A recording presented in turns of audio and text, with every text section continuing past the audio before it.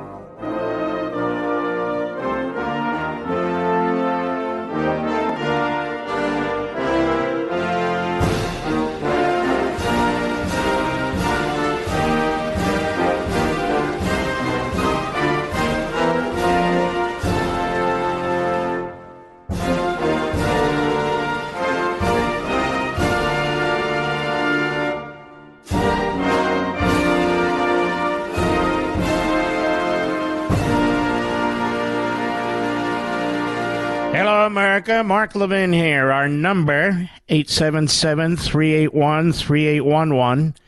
877-381-3811. You know, it's amazing the amount of attention the major media are giving to the expulsion of two individuals, almost three, in the House or the Assembly of Tennessee. And they tell you precious little of what these individuals did. They were on the floor of the House, and they basically shut down the operations. And they led a protest. Now, why is this drawing the attention in the media? Because the media want to make this into a racial issue, as they want to make everything into a racial issue. What if this had happened in another legislature and they decided to expel some members also for effectively shutting down the operations of the legislature? Nobody would care. Nobody would care. Now, when Pelosi was the speaker, can you imagine if you had Marjorie Taylor Greene and Matt Gaetz and a couple others on the floor of the House leading a protest? What would happen? What would the national media say about that? What would Chuck Todd and Andrea Mitchell and all the rest say about that? Well, here they're saying it's absolutely racist because the individuals who were expelled were black. And there was one white woman, and she denied having raised her voice and yelling during the protests on the floor of the House. And she was almost expelled by one vote, short of being expelled. And so I see what's taking place with the Black Power fist in the air. These are two young guys. Kamala Harris is going there. And I think to myself, this is an administration in Washington, D.C. that has taken the wrong side when it comes to the litigation against Harvard by Asian Americans who are being discriminated against. This is an administration that has been absolutely silent about the massive amount of hate crimes and anti-Semitism going on against Jewish people. This is an administration that picks and chooses its outrage. Now, apparently the way it works is these two individuals in the Tennessee House will be fairly quickly reinstated through whatever processes they have in the state. I haven't taken the time to study them. But it's kind of tough to run a state legislature. Kind of tough when your own members are basically making it impossible for that legislature to debate. And I see a contrary view when it comes to January 6th. Even when there was violence on January 6th, the vast majority of the people were not violent. You have people who are being charged criminally, losing their liberty, losing their jobs, some committing suicide because they were trespassing or parading on government property. And you don't hear much defense of those people. And indeed, the United States Department of Justice is applying more resources in those cases than in any other cases in the history of the department. And they celebrate it. So the only reason Kamala Harris and the rest are getting involved in it is because they're racializing this. But understand, it wasn't just the members. These members brought a whole bunch of other people in to the chamber, making it again impossible for activity to take place. And you cannot have that going on, can you? Can you? No, I don't think so. That doesn't mean you throw the book at people who were there innocently. You haven't heard me say we should criminalize it and all these people should be prosecuted and go to prison. I don't agree with that either. But it is amazing how the media conduct themselves in this country, which is really quite awful. They want us all at each other's throats. We shouldn't be at each other's throats. They want us all divided by physical features, which of course we shouldn't be. They want us all in a constant state of hate and jealousy and anger because they get better ratings that way. And, of course, they're ideologically driven in the media. Now, the Biden administration is completely out of control. They've sort of turned back to certain types of gas stoves that they want to get rid of, the high-end stuff, in other words, the kind of stuff restaurants use. The Biden administration has circled back. They want to eliminate the kind of light bulbs that you're used to purchasing. And so they're going to do that. So come August, you'll have to buy these LED light bulbs. You won't be able to buy these incandescent light bulbs. So the federal government's going to ban light bulbs again. And there's even more than that. The Biden administration is moving toward, quote-unquote, cracking down on gas cars. From Fox News, the Biden administration is weighing an aggressive proposal to implement the tightest ever federal regulations governing tailpipe emissions in an effort to boost electric vehicles. Now, what does that mean? They're going to make the emissions scientifically impossible, the emissions level, scientifically impossible to comply with. And that's how they plan to ban nationwide automobiles that run on gasoline. The EPA is expected to announce the new standards, which will impact cars manufactured starting in 2027.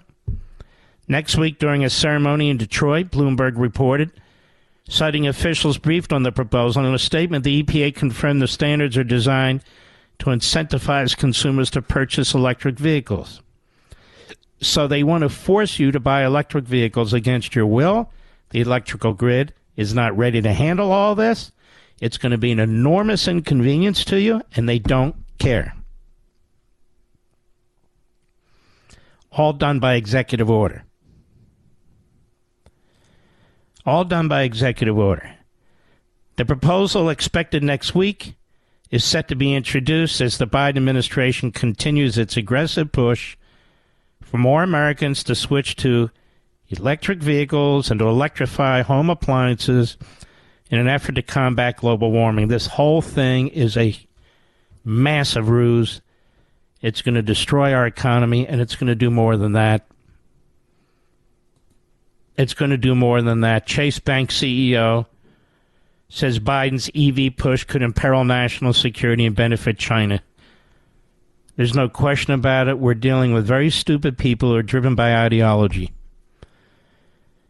From Just the News, J.P. Morgan Chase CEO Jamie Dimon, a top Democrat Party donor and among the U.S.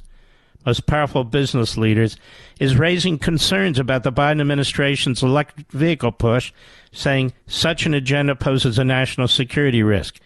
He says China and its economic muscle to dominate batteries, rare earths, minerals, semiconductors, or EVs could eventually imperil national security by disrupting our access to these products and materials. We cannot cede these important resources and capabilities to another country. And while the administration and others in the U.S. have acknowledged the country needs to quickly become less dependent on China's electric vehicle batteries and semiconductors, America is still far away from independence on these, on the manufacturing of these matters, of these items and materials. But they don't care, because we are driven by a religion, a new religion here. That's why. For years, I've told you about the degrowth movement. For years, I've written about the degrowth movement. Banning progress, banning prosperity. That's what's taking place here. Banning private property rights by executive order by the Environmental Protection Agency. So-called environmental movement, as I wrote in American Marxism, my latest iteration of this. The movement of the 70s has devolved into another avenue to attack American constitutional republicanism and, of course, capitalism.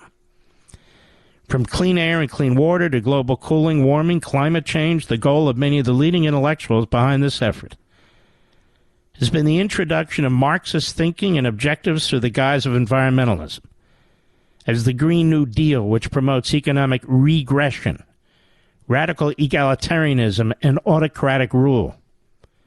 Nobody's voted for this. Nobody's voted for anybody who would do this. But the movement has expanded well beyond that to include virtually every programmatic and agenda-driven goal of the American Marxists, which has been embraced to one degree or another by the Democrat Party, among others. The environmental movement has developed numerous areas of overlap with other Marx-eccentric ideologies. Some of the movement's masterminds insist that Marxism doesn't go far enough in establishing their degrowth utopianism. Degrowth. You know, Marx didn't talk about degrowth. And yet now we have a degrowth utopianism as they imagine life in a perpetual state of nature where productivity, growth, material acquisition are toxic to human spirit. And in the end, it all involves a form of repression and autocracy. And at the core of this mind-numbing, amalgamated Marx-eccentric or Marxist-like crusade is the degrowth movement. Mankind consumes and produces too much, and the blame resides with capitalism in America. Again, there are a variety of movements within movements targeting one or another approach, but there are basic tenets. In their essay, What is Degrowth? From an activist slogan to a social movement. There's a whole movement, a degrowth movement. You have these leading degrowthers. They write that degrowth was launched in the beginning of the 21st century as a project of voluntary societal shrinking of production and consumption, aimed at social and ecological sustainability. It quickly became a slogan against economic growth and developed into a social movement. Unlike sustainable development, which is a concept based on false consensus. They don't want sustainable development. They want degrowth. Degrowth does not aspire to be adopted as a common goal by the United Nations, the Organization of Economic Cooperation and Development, or the European Commission. The idea of socially sustainable degrowth, or simply degrowth, was born as a proposal for radical change. The contemporary context of neoliberal capitalism appears as a post-political condition, meaning a political formation that forecloses the political and prevents the politicization of particular demands. Degrowth is an attempt to repoliticize the debate on much-needed socio-ecological transformation. I'll explain all this. Affirming dissonance with the current world representations and search for alternative ones. So degrowth challenges the idea of green growth or a green economy and the associated belief in economic growth as a desirable path in political agendas. Degrowth is not just an economic concept. It is a frame constituted by a large array of concerns and strategies and actions. And so degrowth has now become a confluence point where streams of critical ideas and political action converge. So the goal is to reverse economic progress, reverse the Industrial Revolution, reverse capitalism, medical advancements, technological advancements. That is exactly what's taking place right now, America. It's the degrowth movement. I'll be right back. Mark Levin.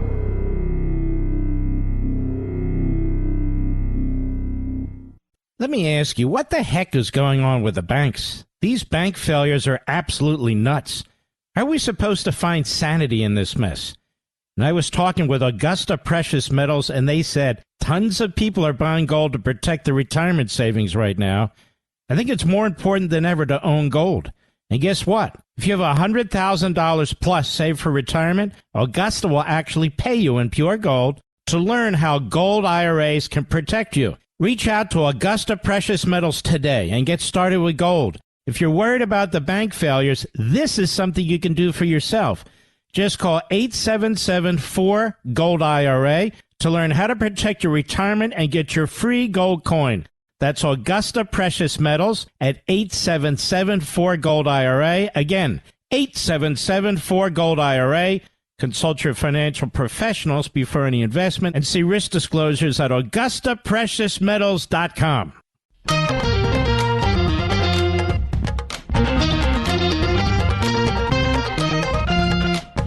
Now, the ultimate goal of this degrowth movement, and you're seeing it, is to destroy capitalism. At the same time, they're issuing regulations to destroy what you and I know as the modern automobile. At the very same time, they are centralizing government decision-making and expanding the central government. They also want to create what Lenin called, and we discussed the other day, democratic centralism. And Lenin talked about the way you change a society is by imposing rules and changing legislation that people must comply with. So Biden's doing it by executive orders. He cannot get this stuff passed through your representatives in the House of Representatives.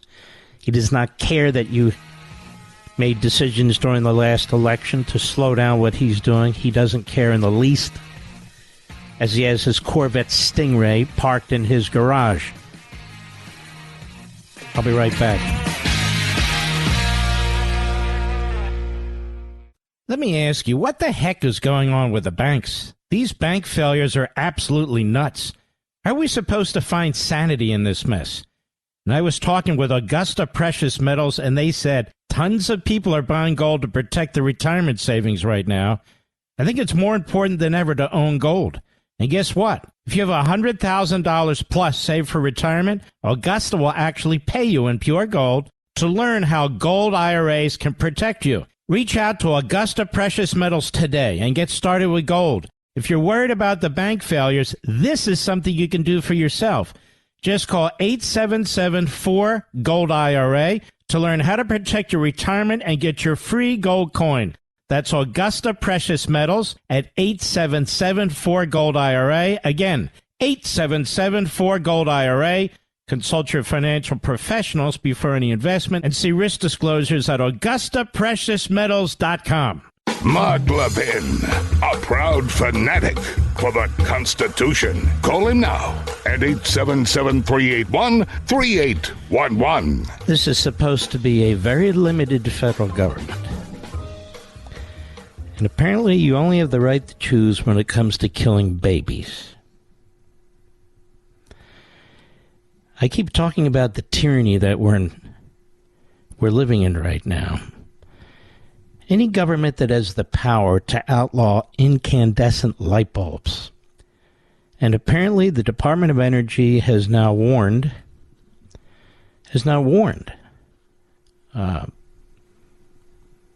all retailers that they are not to be using incandescent light bulbs and they're not to be selling them. And it's time to get rid of them. Any government that has that power has all kinds of power. According to the Biden administration, the ban will reportedly save those in America an estimated $3 billion a year, plus reduce the carbon dioxide emissions over the course of the next 30 years. How ridiculous is that? That's going to drive up your costs, just like electric vehicles are going to drive up your costs.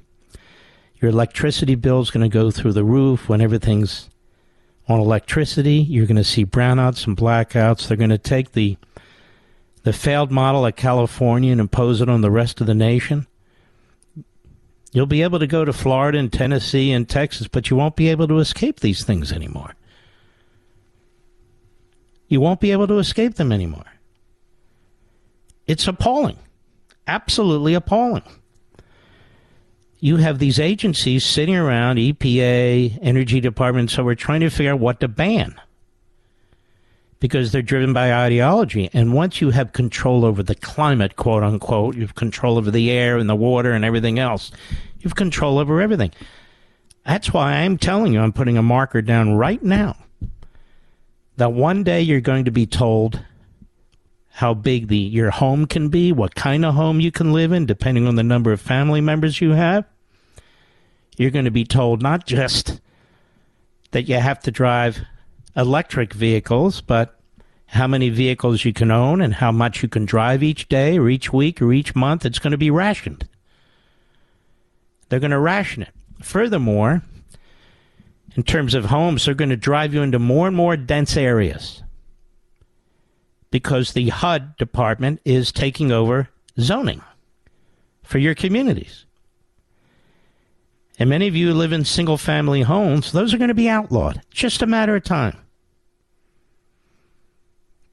If you can outlaw a vehicle, if you can outlaw a combustion engine, if you can outlaw an incandescent light bulb, what makes you think they can't outlaw single-family homes?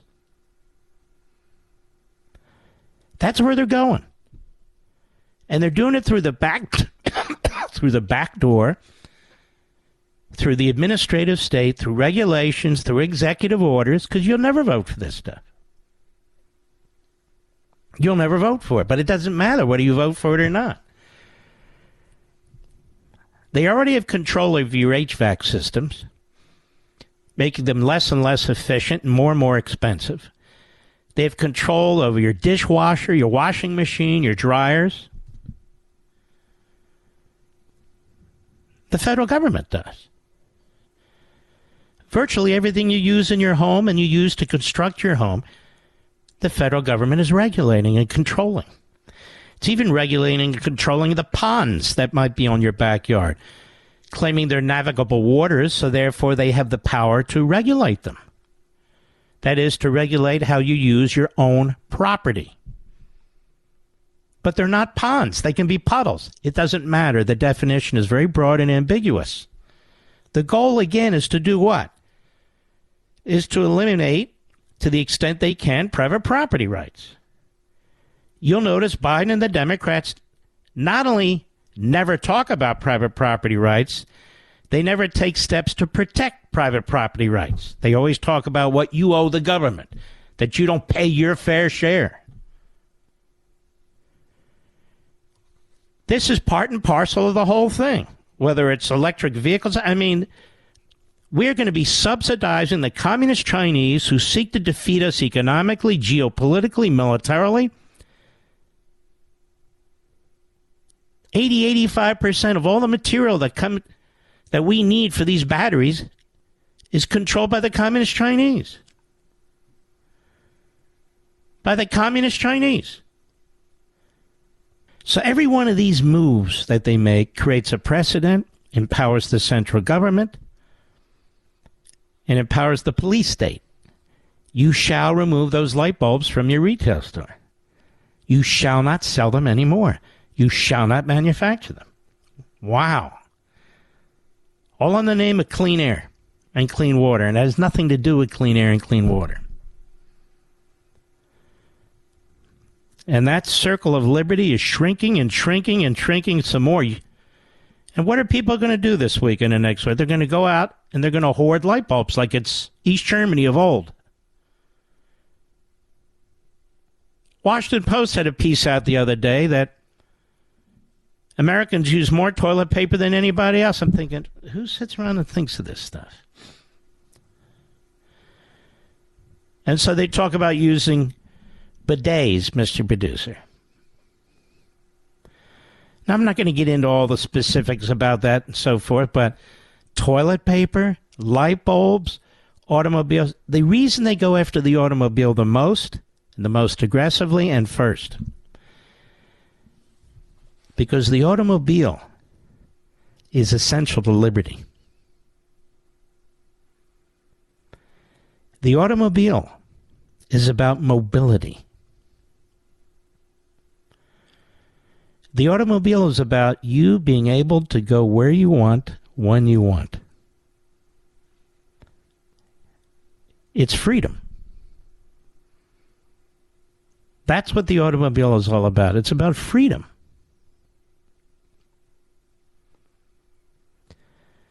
It's absolutely crucial.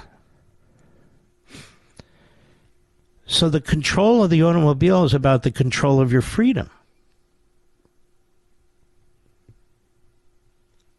Poor people can't afford electric vehicles. Working people can't afford electric vehicles.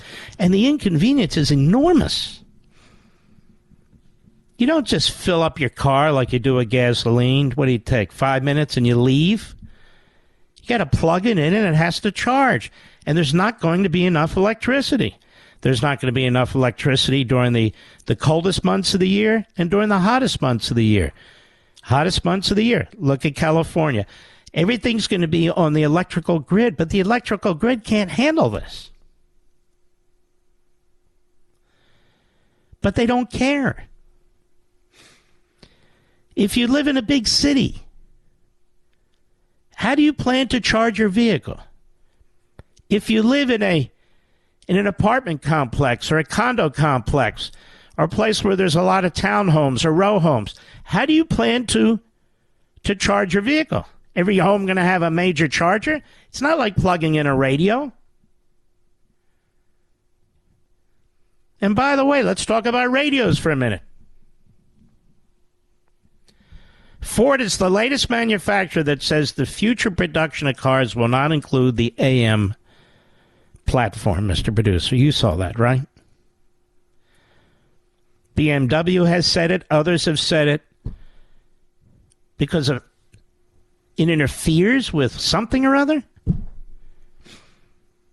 They finally figured out how to attack conservative talk radio, Mr. Producer. Let me be the first one to say it. Right at the manufacturer level. Rather than going after us through the FCC, rather than going after us through legislation, rather than going after us through boycotting advertisers and all the rest, just don't make AM stations available in automobiles anymore. Because not all, but most conservative talk shows are on the AM band. That doesn't mean you won't have alternatives, of course. There are many alternatives, but that's not my point. This idea that all of a sudden you're going to remove the AM band from cars, that's aimed at people like me, to prevent people like you from just turning on your radio as you drive in your own local area or general area and listen to the station. That's what that's all about. Oh, no, Mark, you can't prove that. I don't have to prove anything. I've been around long enough. I figure things out. We're way ahead of the curve here. That's exactly what they've done. That's exactly what they're doing. So could you imagine ban cars? Ban the AM radio ban? Ban gas stoves? Ban light bulbs? Drive up the cost of fuel purposely? Also drive up the cost of electricity? They get everybody on electricity, then they control the source of energy. There's no diversity of energy. There's one source of energy. Then they control the energy. Then they control how you live, what kind of appliances you're going to have, when you can use the appliances.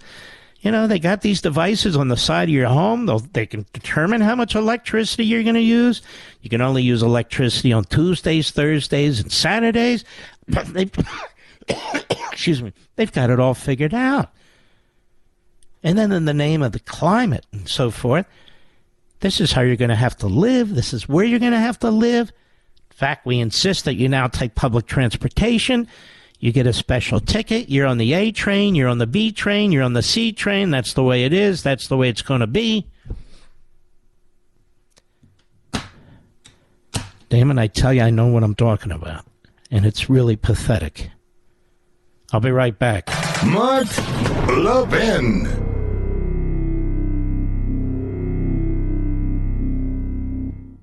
Let me ask you, what the heck is going on with the banks? These bank failures are absolutely nuts. How are we supposed to find sanity in this mess? And I was talking with Augusta Precious Metals, and they said tons of people are buying gold to protect their retirement savings right now. I think it's more important than ever to own gold. And guess what? If you have $100,000 plus saved for retirement, Augusta will actually pay you in pure gold to learn how gold IRAs can protect you. Reach out to Augusta Precious Metals today and get started with gold. If you're worried about the bank failures, this is something you can do for yourself.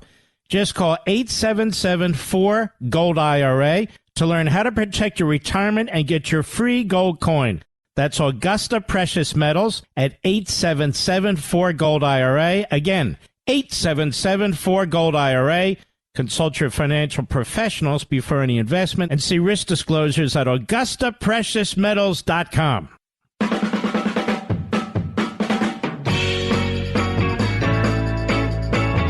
The vast majority of Americans, Washington Post, still exclusively use toilet paper.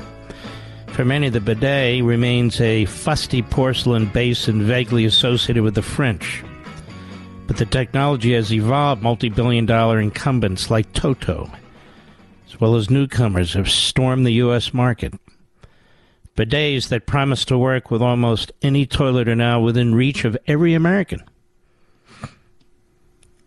The world's northern forest, that's great news for them. The pines, birches, and aspens that fringe the northern Hampshire are a primary source of virgin pulp to make toilet paper, particularly older, mature trees with longer fibers that manufacturers want to create it, ultra-soft texture. The lumber industry, they're the ones that planted all these trees, and they have a process for this. They have a process where they use, acreage over the course of decades. And they grow certain trees, certain types of trees at certain times. And it's all figured out by their scientists, by their arborists, by all their experts. And no one buys more toilet paper than Americans. The typical person in the United States uses about 24 rolls of toilet paper per year. That's all. That's roughly 3 times more than Europeans. Well, no wonder they stink. And among the highest per capita consumption of any country. See, America, you're consuming too much food, too much energy, too much toilet paper. You're too prosperous. There's too much economic growth. You know, it used to be that capitalism didn't create enough economic growth. That's what the left used to argue. It just couldn't meet the requirements of all the people. Now we create too much economic growth. You understand, America? Too much. And so we got to get rid of toilet paper. And we have to use these bidets. But don't they use water, Mr. Producer? Aren't there places in the country where they don't have enough rain, where they have droughts and don't have enough water? Like California, not now, of course, where there's a lot of rain. But you know what I mean, folks. So now everybody's going to use water? We're making machines, the EPA says, to use less water. But now we should use more water. Our ruling class is about as dumb and incompetent and incapable as it gets. Constantly imposing their will, but imposing it in a way that doesn't even make any sense. Flushing away forests is the way the guy at the Washington Post writes it. Should you join the new converts to bidets? Take the plunge, he says. The environment, savings, and performance, yes. So it's only a matter of time until this is imposed upon you. That all new homes will have to have bidets. All old homes will have to be retrofitted. You'll have your government-produced HVAC systems, your government-produced dishwashers, your government-produced washers and dryers, your government-produced electric grills, your government-produced bidets, your government-produced automobiles. Wow. I'll be right back. This segment of the podcast is exclusively sponsored by Pure Talk. Pure Talk offers great coverage and can save your family money on your wireless bill every single month. Go to puretalk.com to find the plan that's right for you. Thank you again for listening, and thank you so much for this sponsorship, Pure Talk. He's here. He's here. Now, broadcasting from the underground command post, deep in the bowels of a hidden bunker, somewhere under the brick and steel of a nondescript building, we've once again made contact with our leader, Mark Levin. Hello, America. Mark Levin here. Our number, 877-381-3811, 877-381-3811. I do this about every 2 or 3 years because I don't know how to do it any better. George Carlin from his 1992 HBO special. It's very much worth listening to, America, because it put things in perspective. Cuts. George Carlin, 1992. You know, so many of these movements, we can trace them back to these most radical elements in society, and not necessarily our society. And because we've gotten so far away from our Constitution, our republicanism, our representative government, where we now have individuals who can impose their will on us through rules and regulations and so forth, it almost appears we're just along for the ride. The ride can get ugly. The ride can become evil. It can become immoral. It can become dangerous. And then we look at some of our fellow citizens, not for who they are, but for what they do. And they vote to elect politicians who make their streets more dangerous, who take their property from them, who empower not the police, but the police state. And we shake our heads. I'll be right back. Mark Levin.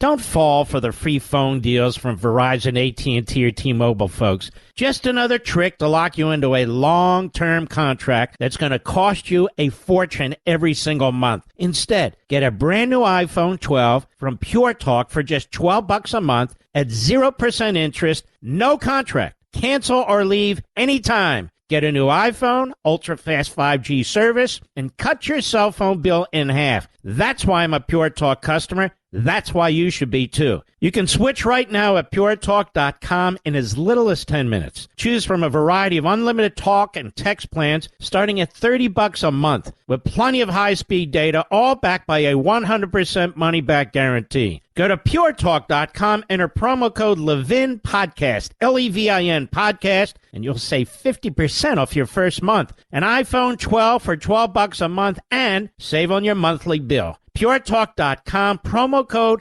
Levin Podcast. Restrictions apply. You can see the site for details. This Sunday is Easter. And having to be settling down around 8 p.m. Eastern Time, 5 p.m. Pacific Time. Or if you're obviously going to be busy, you can always set your DVR to record this show. We're going to have Newt Gingrich and we're going to have Bradley Smith. Bradley Smith is the former chairman of the Federal Election Commission. And I already spoke to him. He is absolutely fantastic. You're not going to want to miss him. And Newt is his usual fantastic self as we take a broader look at what's taking place in this country. And he's always remarkable. And they are exclusive to Life, Liberty, and Levin on Sunday, so you won't see them everywhere. But I hope you'll take a peek. 8 p.m. Eastern Time, 5 p.m. Pacific. Again, if you're going to be otherwise busy, please set your DVR now so you don't forget. I know you're going to like the program. And I am going to obviously do my opening statement. And what I'm going to do is pull together all these other massive campaign violations by the Clintons, by Obama, yes, by Hillary Clinton in the last campaign and others. And just to lay out how outrageous this entire attack on Trump is. And,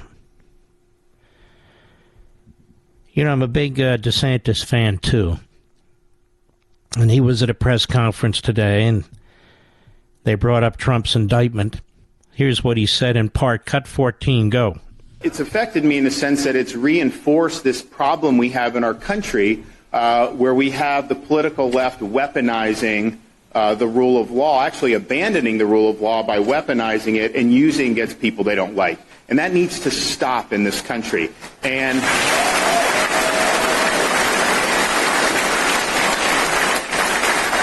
you got the guy in Manhattan, but honestly, he's one of maybe a dozen or more across the country that get elected on an ideological agenda, usually with funding from people like George Soros, and they come in and they're trying to manipulate the law in order to advance a political agenda. That's not the role of a prosecutor. The role of the prosecutor is to apply the law even-handedly and fairly. And so what we've seen across the country, they've abandoned prosecuting really significant crimes, letting criminals roam the streets. Crime has gone up. People have fled these jurisdictions because of their recklessness, but it's all about trying to use the levers of power to advance a political agenda. And I think that that's just fundamentally wrong, and I'm just the only person in this country that can stand before you and say, when we had somebody in Tampa that was trying to pursue that agenda, I yanked him from his position. He's gone. You fired him. And that was what Lee Zeldin was planning to do with Alvin Bragg in Manhattan. He was planning to fire him. And you might say, how? Because the state creates the cities. You ever hear first-class cities, second-class cities, third-class cities? It's because the state created these areas when they were colonies and then they became states. So the cities exist, let me put it in blunt terms, at the behest of the state. So if the governor is empowered, he can fire these prosecutors. You can in many of these states. But just to show you how the continuance of what's going on, the complete degrading of our morals, the degrading of our culture, and Joe Biden's the perfect jackass to do it. From Fox, Biden administration releases new Title IX rules that bars states from banning transgender students competing in sports. Bars states. The new guidelines give schools little flexibility to ban transgender athletes based on age and sports. So they've taken Title IX of the Civil Rights Act. It's an amendment to it, and they've destroyed it. The entire purpose of Title IX is and was to ensure that women, that girls, have a fair opportunity to participate in sports, and that the sports programs that they're involved in are funded by the various school districts and colleges and universities in a way that really gives them an option. And a lot of,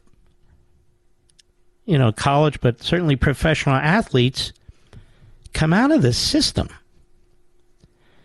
And so when you have biological males, let me make something clear, not to be crude. Just because you slice and dice, if you get my drift, doesn't mean you're a woman. Your chemical makeup hasn't changed. If you have plastic surgery, it doesn't mean you're a woman. You're a biological male, and I'm saying this to help Supreme Court Associate Justice Jackson because she's confused and she needs a biologist. I'm not confused, and I don't need a biologist. I think I learned this stuff in like 6th, 7th grade. So no matter how you alter the physical appearance, whether it's the genitalia or whatever it is, you are what you are. You're what God made you. And most people in this country, people listening to this audience, really don't care what people do. If that's what you want to do, do it. Where we care is when you impact society and try and impose your will on everybody else. And tell us that biological males can get pregnant. No, they can't.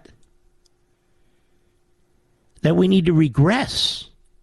That we need to reject knowledge and science and thousands of years of experience. I choose not to do that. Or that biological males, regardless of how they're altered, should be able to compete with biological women in sports. No, they shouldn't. Biological males should compete with biological males, with or without their genitalia. There, I solved the whole problem. I'll be right back.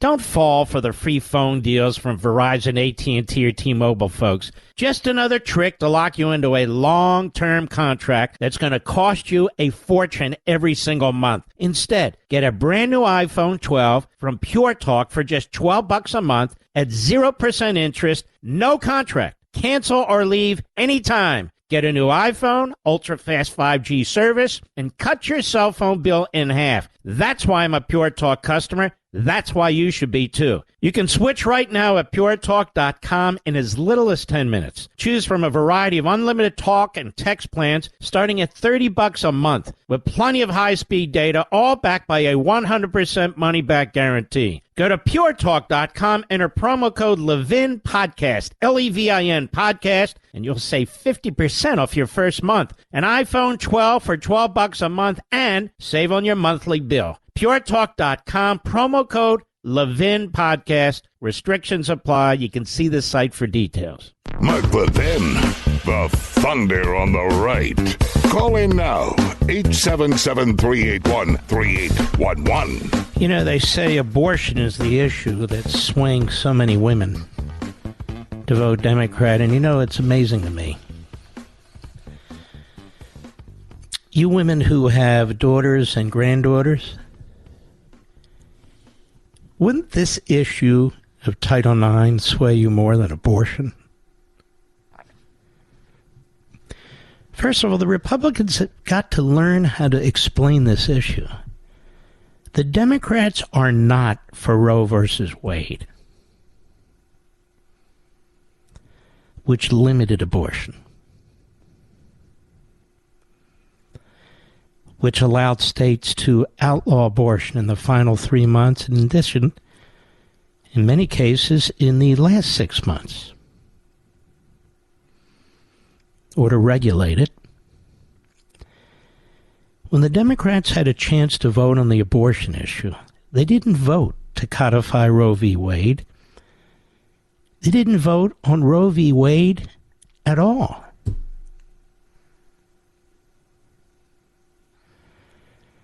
They voted in favor of abortion on demand at any time. And they turned down an amendment that was offered, I think, by Marco Rubio, but nonetheless, that would have required a doctor, a hospital, to give attention to and save a baby that was actually born from a botched abortion. They voted down the amendment. So what they were supporting was abortion up to the last second, where the baby is dismembered.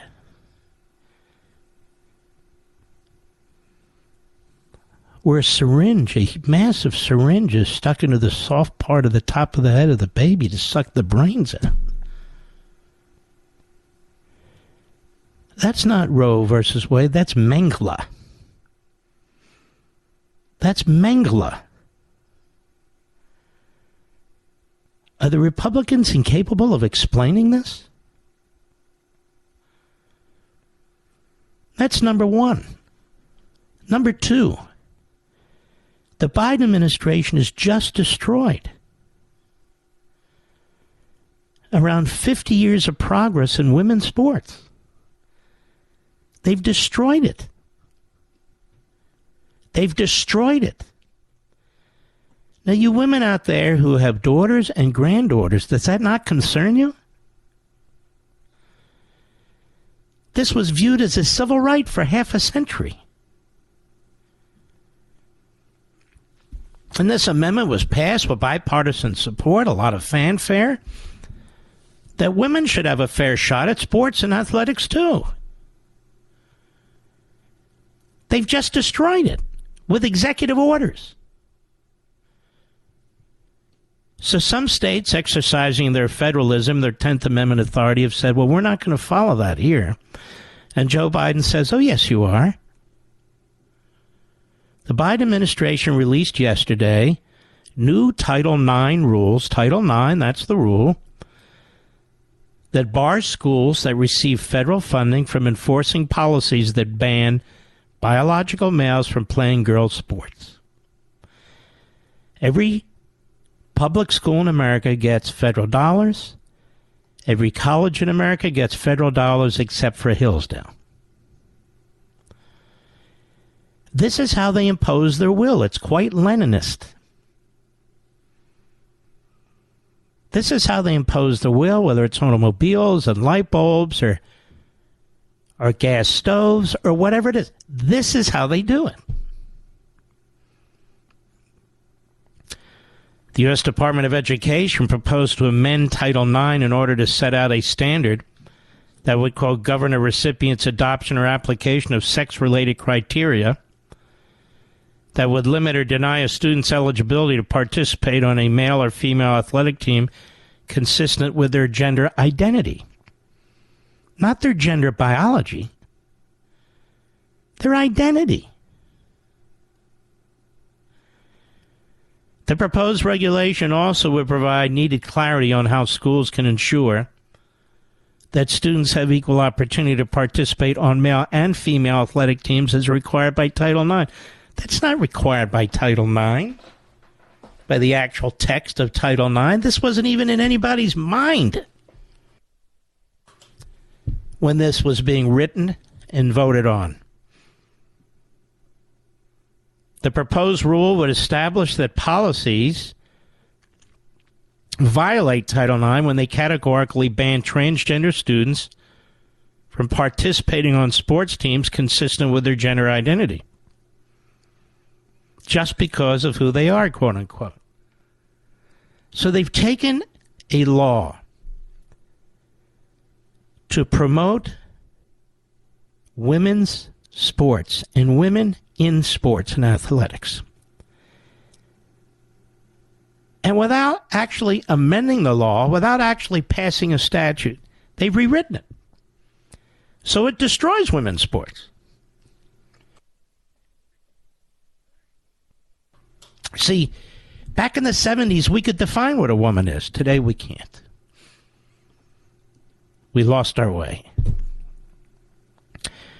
The proposed amendment provides that any transgender athlete denied or limited the opportunity to participate in a sport that is consistent with their gender identity must be, quote, substantially related to the achievement of an important educational objective and minimize harms to students. You can never meet that standard.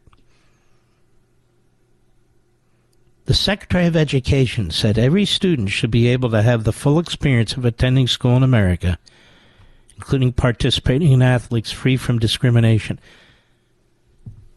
Ladies and gentlemen, there's a lot of discrimination that goes on that's appropriate, that has nothing to do with race or sex or anything else. All kinds of discrimination when it comes to little kids, when it comes to men and women. In order to protect people because we have certain moral beliefs. Should a 5-year-old be able to marry? No. Well, that's discrimination against a 5-year-old. Well, that's stupid. Well, of course it's stupid. But words have meaning. Should you be able to marry 15 women if you're a man? Not in our country. Well, that's discrimination against people who want to. Well, so what? Exactly.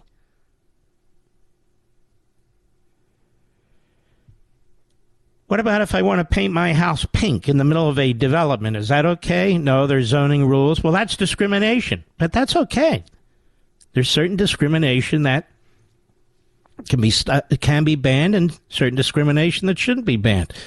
I'm not trying to make a joke out of this. I'm trying to make a point. If we had had this discussion 10 years ago and I said a guy decides to identify as a woman and he should be able to participate in women's sports, you would have said I'm a nut. And now it's the law.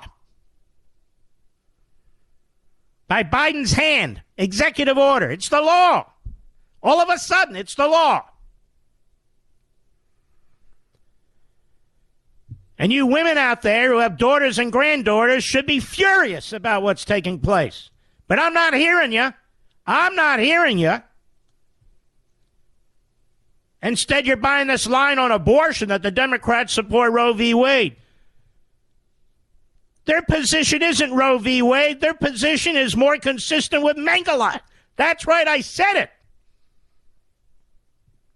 The death of babies after they're born, infanticide, they wouldn't even vote for an amendment to prevent it. What the hell is that? That's a choice? I don't think so. And then there's the Supreme Court.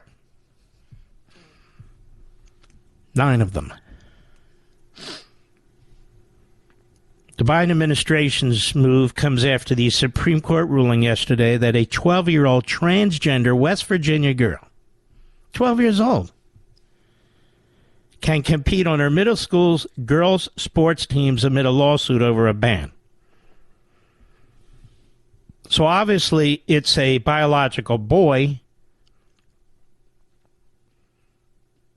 The Supreme Court wouldn't take up the case. It was an emergency appeal, and they said, no, we're not interested. And so now that's the way sports work in West Virginia, and now in every other state. Republican legislatures across the country sought to protect women's sports, the story goes on, by banning trans athletic participation on women's teams. Kansas recently banned transgender athletes from girls' and women's sports from kindergarten through college. Good. That takes effect July 1. It's among several hundred proposals that Republican lawmakers across the U.S. have pursued this year to impose restrictions on transgender athletes. These laws shouldn't even have to be passed. They shouldn't even have to be. We're now passing laws and trying to pass laws and hoping the courts don't overturn them, for God's sakes, to ensure that what's existed for 5,000 years isn't overturned. It's incredible. We have to pass laws. All they have to do is put out fiats, executive orders. I, Joe Biden, by the signature in my hand, by my pen, I order the following. Mussolini, I order the following. I direct the following. You know, I used to have a joke. Being of Russian ancestry, although that's like so many generations ago, it means nothing to me. But that said, I used to joke and say, in Russia, the men are men and the women are men. Did you know I used to joke and say that, Mr. Producer? You've heard me joke over the years here. Am I allowed to say that now? I don't know. But now I guess it's not a joke. It's not a joke. In many cases it may be, or some cases anyway, a reality. Now, if you own a small business, you know the value of time. Innovation Refunds does too. They made it very easy, no matter how busy you are, to apply for the Employee Retention Credit, or ERC program. What in the world is that? I will tell you. Go to getrefunds.com, getrefunds.com, to get started in less than 8 minutes, and see if your business qualifies for ERC assistance. Excuse me. I'll be right back. Mark Levin.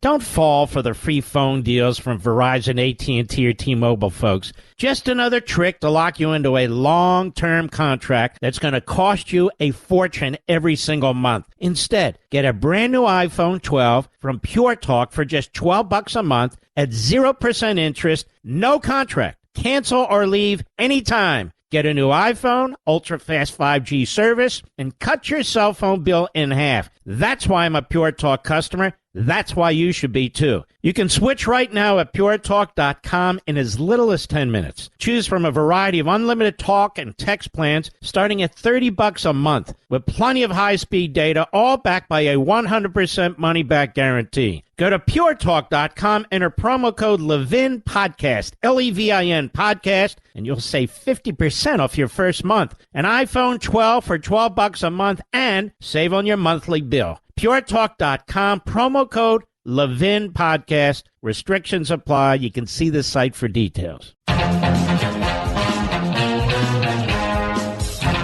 We've even reached a point in our country where you're not even allowed to express your views on these issues. You see the mob of transgenderites and supporters of transgenderism go after the swimmer, the young lady who was a star swimmer whose name escapes me. It's okay. And she had to be holed up in a room, locked in a room for 3 hours. Riley Gaines. How about J.K. Rowling? What happened to her? You're not allowed to even have an opinion anymore. And then, of course, the people slaughtered, the 3 kids and the 3 adults in the Nashville Christian School. And the elements within the LGBTQ community and the transgender community specifically. Elements in these communities acting like the murderer, the mass murderer, was some kind of a victim. And I noticed Joe Biden didn't say much about any of this. Did you hear him, Mr. Producer? I didn't hear it. He goes to guns. We've got banks that are collapsing, and it's going to get worse. Unfortunately, I've been the bearer of bad news, the messenger for a while about what's taking place, but most of it hasn't taken place yet. 1 hour left, our power hour. And by the way, I think I mentioned that I'm the senior judicial analyst on Levin radio show. I'm also mentioned that I am the assistant dean and director of our DEI program here. I'll be right back.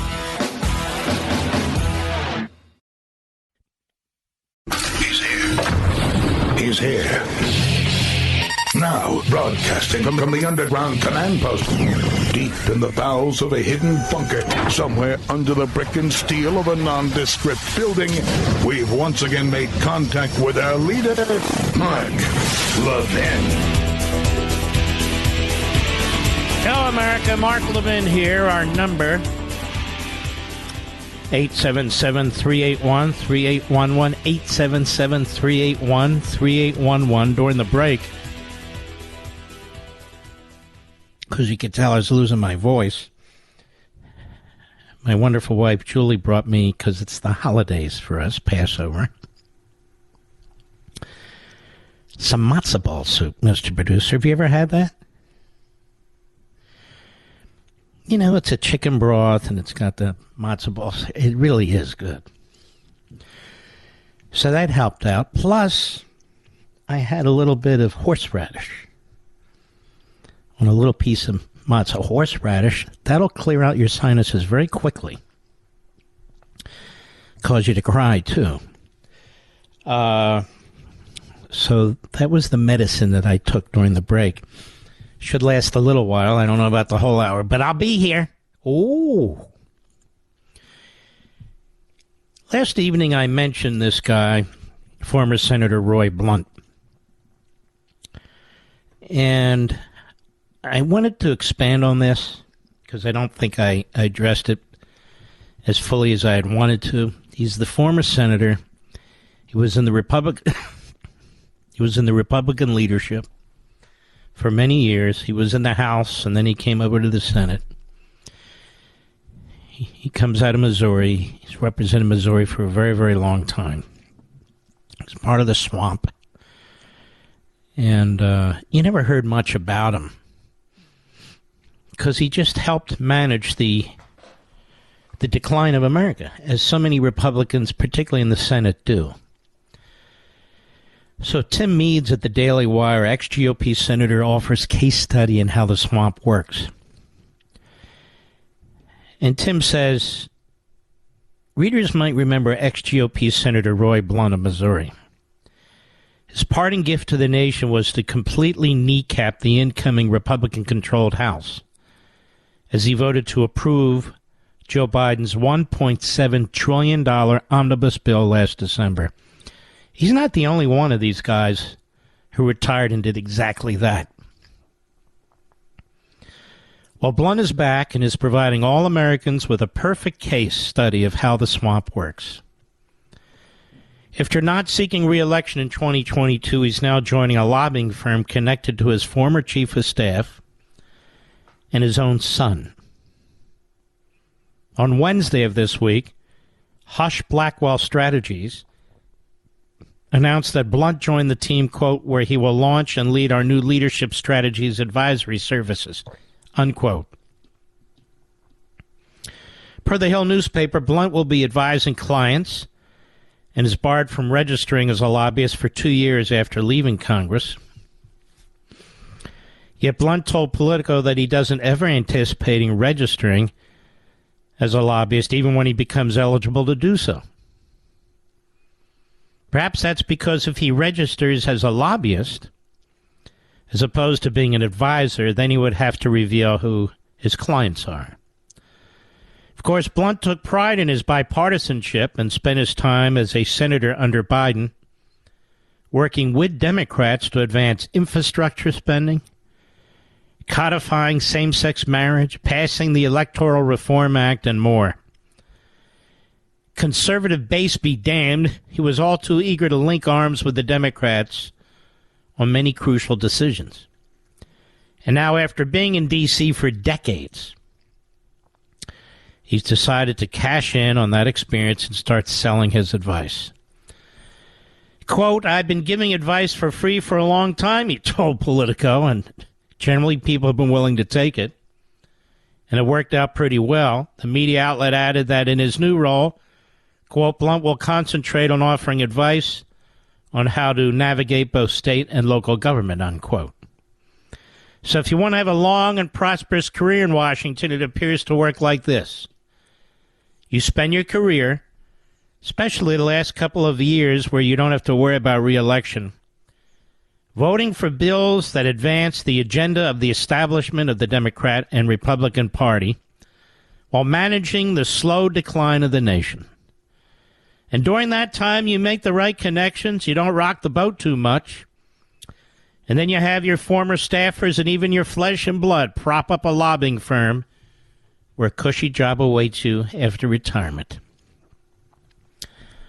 Then you can stay around the Beltway, enjoy some lunches paid for by the firm, get paid even more money to block out the conservative base from D.C.'s decision-making. And that is, as some call it, just one aspect of permanent Washington.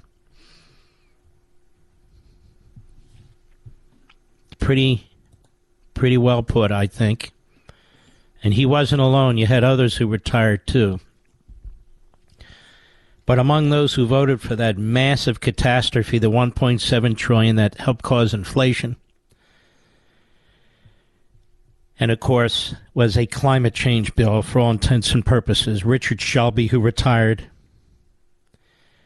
John Thune, Roger Wicker, Todd Young, these are Republicans, Mike Rounds, Mitt Romney, Rob Portman of Ohio, who retired, Lisa Murkowski, Jerry Moran, Mitch McConnell, Jim Inhofe, who retired, Lindsey Graham, John Cornyn, Susan Collins, Shelley Moore Capito, disaster, John Boozman, and Roy Blunt, who we just mentioned. They all voted for it. It's worth remembering, isn't it? But he's not the only one. I think Trent Lott works for some lobbying firm that lobbies for Russia and stuff like that. It's an incredible thing. I think Bob Dole, after he retired as the Republican leader, he didn't join any lobby firm, to my knowledge. He's a great patriot, Bob Dole. Sort of a right-of-center Republican, but he was a great patriot. A lot of these guys are not great patriots, as far as I'm concerned. Quite the opposite. And, by the way, Kevin McCarthy, of course, met with the president of Taiwan, which he should have, and good for him. And they kept threatening him. McCarthy, as they threaten anybody now who wants to have anything to do with Taiwan. And so he met with the president of Taiwan at the Reagan Library. I don't even know if I'm welcome at the Reagan Library anymore. But I am going to the Reagan Ranch in a couple of weeks. Did you know that, Mr. Producer? I'm going to broadcast from there from one night, aren't I? Should I do what Reagan said? The bombing begins in 5 minutes? Are we allowed to laugh at that anymore? Young Americans Foundation, one of our great sponsors, one of the great principal groups in America today, run by Scott Walker, who I've always liked, the governor, and a new sponsor on this program. But I've never been to the Reagan Ranch. Can you believe that? Never. I remember when it was up for sale for like $5 million or something. Before I could even think about whether to purchase the thing, Yaf bought it. Mrs. Reagan sold it. I think the Reagan Library made a big mistake, and they're well aware of that now. I'm guessing. But Yaf has it, and it's in really good hands. President Reagan was a big fan of Young Americans Foundation, as was Bill Buckley, as were so many of the greats. Anyway, so China is now sanctioning the Reagan Library and others because of the trip of the president of Taiwan. How dare this bastard Xi reach into our country and tell us what to do? Seriously.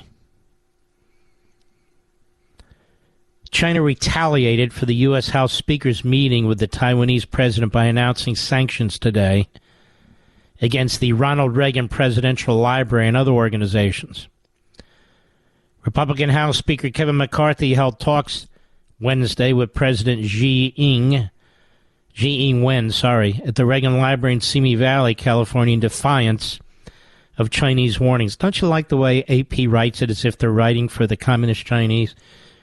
In defiance of the Communist Chinese warnings. Not even Communist Chinese.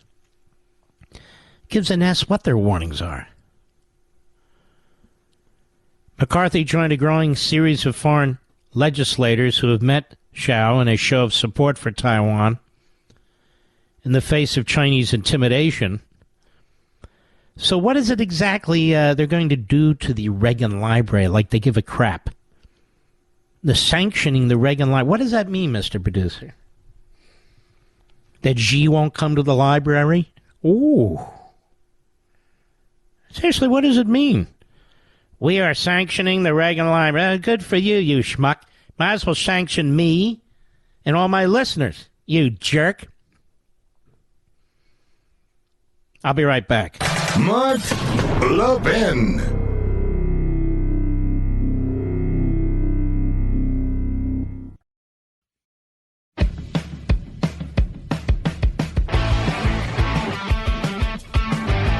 So Stormy Daniels was on Good Morning Britain today. Now, I didn't see this, Mr. Producer. Was she fully clothed or not? Yes, she was. It's good to know. And they're very interested in knowing what she had to say. I have not listened to this, but let's do this together. Cut 15, go. So if prosecutors get their way, then Donald Trump may be on trial. He may have to face a criminal trial sometime next year, and you could potentially be a star witness. Right. Are you still willing to take the stand? Absolutely. As a matter of fact, if they don't call me and they don't allow me, I think it's more detrimental to me, because if you don't call the person at the center of whatever the legal issue is, it makes it look like I wasn't credible, or that they were purposely trying to keep me off the stand. And it implies that that I can't be trusted, or that there's something that they are not willing to risk. What did she say, Mr. Producer? I'm not sure either. It implies that she can't be trusted. Implies that she's not credible. I got that out of it. I see. And whatever the law is, I don't know what the law is. I just want to be heard from on the witness stand. See, she's the one who's getting all the attention here. And I understand Democrats are buying up her porno film like you can't believe, Mr. Producer, particularly Eric Swalwell. And they're all vouching for her, as I understand it. Now, if the shoe were on the other foot and say it was Bill Clinton, they'd be telling you this is a personal matter. Come on now, it's a personal matter, Swalwell. Sleeping with a spy. That's a personal matter. What are you talking about? Clinton sleeping with an interpersonal matter. Come on. It's personal. Matter. Personal matter. Okay. Well, you know, she did send a note to all involved, saying that she never had a relationship with Trump. Wow! That was then. This is now. What? Yo! Well, was she lying then, or is she lying now? Or was she lying when she signed the non-disclosure agreement? Which is it? It's whatever we want it to be. Oh, it's like Michael Cohen. He's a porno star in kind of, in a way, don't you think, Mr. Producer? Yeah, exactly. Mr. Producer made a gagging sound. But you do that a lot, Rich, so I'm not sure what you mean. Anyway, so there we are. Stormy Daniels. And I'm sure the Good Morning Britain crowd was absolutely fascinated with the interview and having her on the program there, probably thinking, who? Stormy Daniels. Oh, yeah, Stormy Daniels. Who is that anyway? Yes. I say, is she in any of the tabloids? You know, they have these very racy tabloids, salty tabloids, whatever you want to call them over there. Oh, yeah, I remember Stormy Daniels. Yeah, she was on page 13. Oh, I remember. And so this is the biggest thing in her life that's ever occurred. Now, of course, the Brit doing the interview didn't mention her, but you signed a non-disclosure agreement, so let's address that. You broke it. Well, I was under such pressure over the legal thing, you know. Whatever that legal thing was, and I signed it. But you took $130,000. Yes, well, I was pressured to take $130,000, you know. It's not like I wanted to. And you were just ordered, and it was appealed, and the Ninth Circuit said you have to pay up, and you have to pay penalties. And so doesn't that raise questions about your character in addition to what you do for a living? What? What's the legal thing? I don't know. Anyway, so this is the kind of crap the nation pulls us through. And, of course, it's gone international. It's gone international. So ridiculous, this whole thing. Waiting for the Georgia shoe to drop with the rogue elected Democrat hack prosecutor in Atlanta. Well, we're going to get him on RICO. We're going to get him on... we got all kinds of cool-sounding laws that we're going to apply here. Well, not RICO, per se, but racketeering, I think they said. Racketeering. Ooh, racketeering. You mean like the mob? You're going to charge him with racketeering? And then they'll tell you, it's the first time in American history that an ex-president's ever been charged with racketeering. Oh, my God! Racketeering. And what exactly happened here? Well, he made a call to the Speaker of the House, and he made a call to the Secretary of State, yes. And he said, come on, find some votes. What? Let me get this straight. A candidate in election told them to find some votes? Yes. We've never heard of anything like this before. No. We know what Joe Kennedy Sr. did in Cook County, Chicago. We know what they did earlier to Hubert Humphrey in West Virginia and Texas. We know what Lyndon Johnson did to get elected to the House and get elected to the Senate. We know about all these crooked things that took place, but here, find me some votes? Yes, he said, find me some votes. My God. That's got to be a felony. That's got to be a 20-year sentence. Yeah. And he said it twice. Twice! To two different people. One to one and one to the other. Find me some votes. Oh, my God. And then in Washington, D.C., we said, give us the papers. He wouldn't give us the papers. We said, give us the papers. Give us the classified papers. Then we found out he didn't give us all of them. Then we hit him with a warrant. And we hit him with a SWAT team. And we're bringing in all his people for questioning. Yes. We want to know if Donald Trump obstructed justice.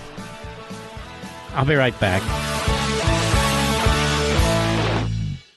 The Mark Levin Show, where we create the talking points. Call in now, 877-381-3811. You know what an insurrectionist is? An insurrectionist is lawless, radical Democrat Ron Wyden of Oregon.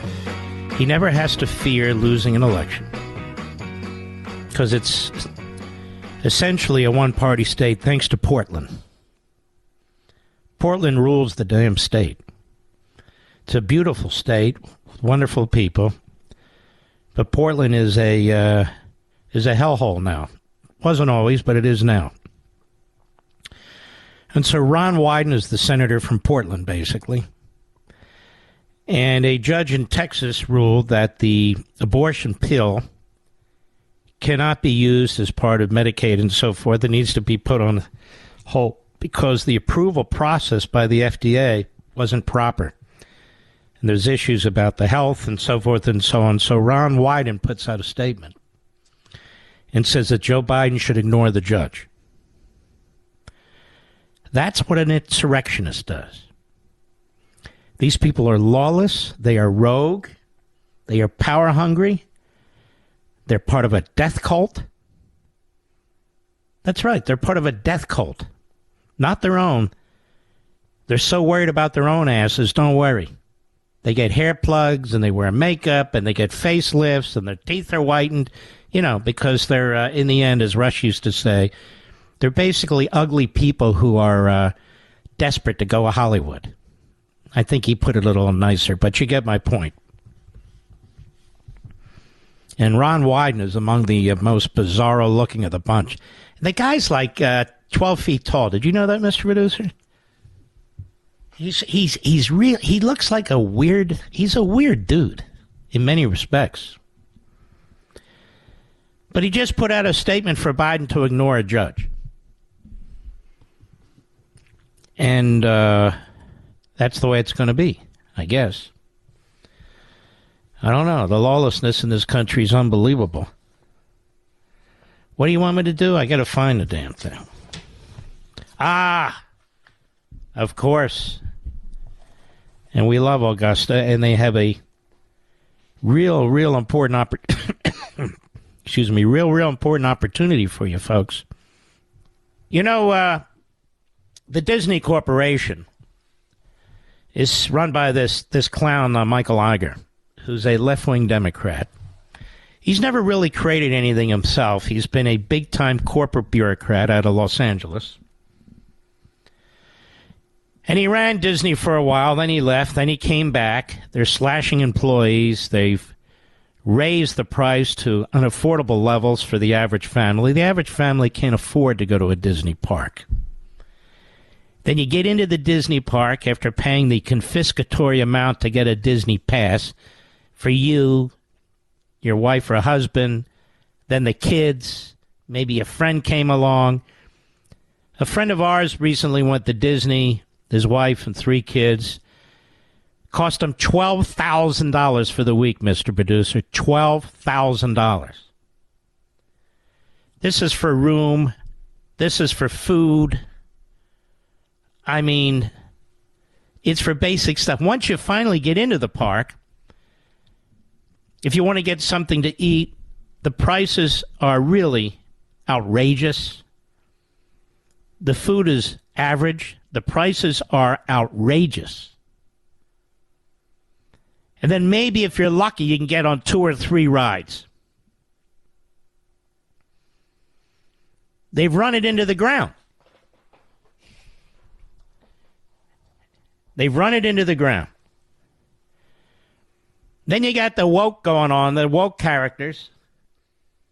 Oh, it's Mickey. No, it's not Mickey, it's he. And better yet, it's they. The hell are you talking about? He, they, Mickey, he, they. Oh. I'm just kidding about that, but that's what they believe. And then for all the money you spend, they push the radical left agenda. It's not a corporation that's interested in being successful. It's not a corporation that's interested in its customers. It's not a corporation that's interested in its business that its founder believed in, Walt Disney. because none of these people really created this company. Walt Disney put everything he had into this. He lost one mortgage. He put another mortgage into it his entire life. He died at a fairly young age. I think he was 64, 65. He was a chain smoker. But he was a man with enormous foresight into what he was doing. So you get these parasites like Iger who come in and the others. And so the recent move last week was to take a man who's an immigrant from Israel into the United States, who came to the United States with about $50 in his pocket, who worked his way up, started working at a junkyard, then he bought the junkyard, then he bought several junkyards, and he sold them, and up and up and up. And then when Marvel Comics was going broke, he bought Marvel Comics. Completely turned it around, created an incredible entertainment company around Marvel Comics, particularly with the movies and so forth. The American life became a multi-billionaire. Name is Ike Perlmutter. And then behind his back, because they bought Marvel, and he is the biggest shareholder in Disney. And he's on the board, but he's the only conservative on the board. And so he doesn't have control of the board. He doesn't have say in what they're doing. He told them to stay the hell out of politics. So he's an irritant in that respect. He's a professional. He's a finance guy. He knows what he's doing.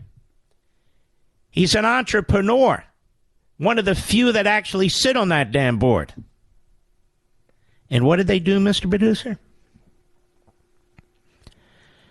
They schemed and they plotted. They reorganized the corporation. They broke off Marvel from the main body of the company and so forth, and they kicked them off the board. Because that's what these losers do. They don't even want one board member to challenge them. And he's the majority, or the biggest, I should say, the biggest stockholder in the whole company. Now he doesn't even have a board seat. Iger's in charge. Iger's sort of the Joe Biden of Disney, if you will. Kind of shuffles around. Thought about running for the Senate. Big Democrat, woke, so forth and so on.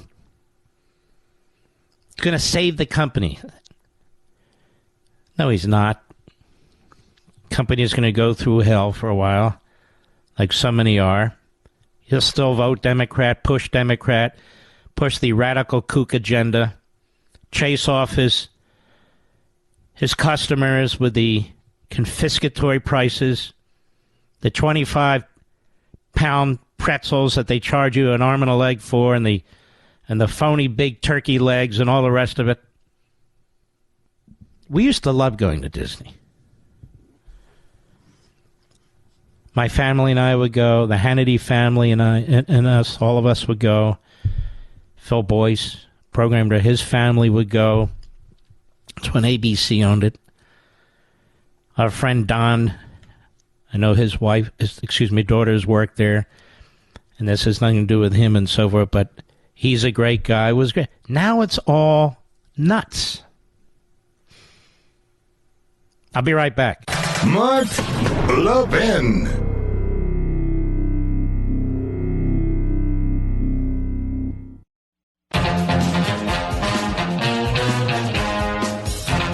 So you have two African Americans and a white woman. No, this isn't a joke. Two African Americans and a white woman on the floor of the Tennessee legislature. They bring in hundreds of other people to disrupt the legislature on the floor. So the Republicans, mostly, vote to expel the two actually vote to expel all three of them. They come one vote short on the white woman because she denies having, used a bullhorn and raised her voice and so forth as the others did. And that's been called racist. It's been called racist by Al Sharpton and really everybody else. Meanwhile, Clarence Thomas is targeted yet again by ProPublica. They don't target any of the other justices, not interested in how they vacation and all the rest, for trips and other things he took, with the assistance of a very dear friend who happens to be very wealthy, apparently. I haven't talked to them about it. I'm just telling you what I've read. And Thomas had checked with his colleagues, or a colleague, and as well as other people, and they said it's perfectly fine that you are free to do that. But I see Al Sharpton doesn't come to the defense of Clarence Thomas, does he? He defends two young, black, radical, left-wing Democrats because they're expelled for basically taking over the legislature, which I thought was a bad thing, which is a serious matter, right? And yet when it comes to Clarence Thomas, not a word. I just wanted to point that out.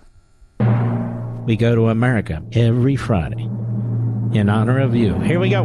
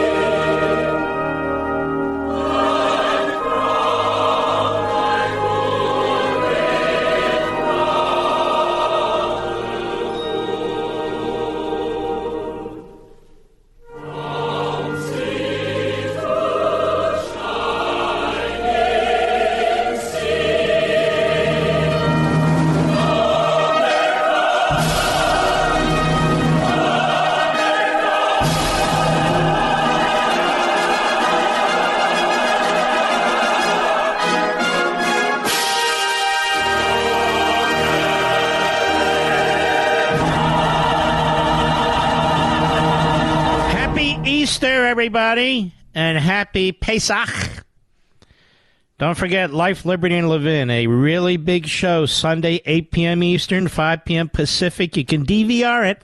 If you want to DVR it, set it right now so you don't forget. It's a very, very good show, I can tell you. We salute our armed forces, police officers, firefighters, and emergency personnel, and we salute our trucker friends and the men and women in Taiwan and Ukraine. God bless you. Good night, Spritey and Griffey and Pepsi. Good night, Smokey and Zelda and Gigi. Good night, Indy and Patton and Rory. And good night, Barney and Marty. Good night, Dad. And good night, Mom. Good night, Leo. And good night, Joe. And good night, America. I'll see you on Sunday. God bless each and every one of you.